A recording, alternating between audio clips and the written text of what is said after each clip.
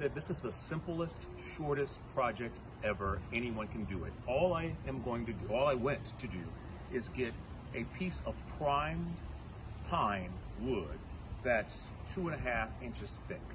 So I'm going to take it. I know my spice rack should be 11 inches according to the size of my door. So I've measured it on this thing. I will cut it down, and after I cut it down, I'll cut down 2 other pieces that I've measured out to fit my little spice, and put them on the sides, and that's really about it. This is such a simple process that I'm going to speed through a few of these tasks that you've seen before. Here I'm creating the base of the spice rack and the 2 sides. And now that I have my 3 sides, I'm just going to apply a little bit of wood glue like I've done in the past to other projects and assemble it like so. Wood glue and other adhesives often supply a baseline level of support for many projects. And also, like I've done in the past, I'm going to reinforce it with my handy dandy brad nailer. And voila, you have the basic structure of your spice rack. And now all I need is a shield in the front to protect it, which you can really do with just about anything. I was going to do a long dowel here to keep it intact, but then I thought, you know what, I have some plexiglass. I'm going to use some plexiglass and just put it on the front, and it'll keep it clear so you can see the spices inside.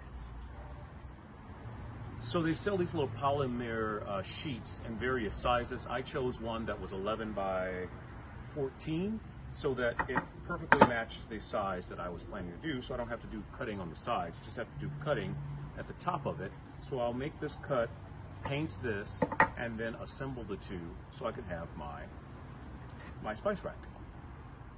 As I speed through this process, I remember to measure twice and cut once.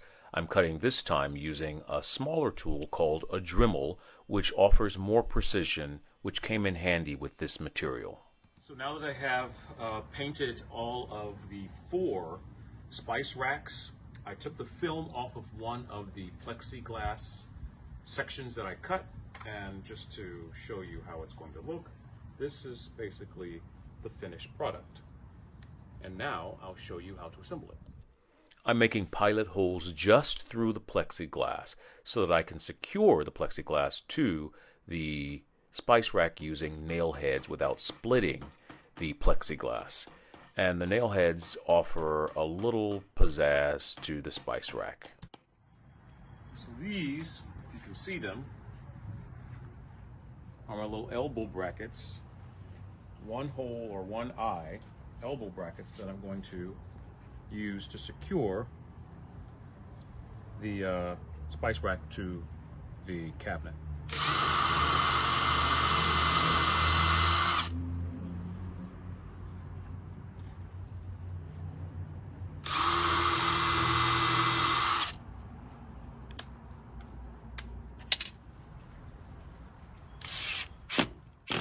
Now that the spice rack is complete, all that's left to do is install it on the back of the cabinet door.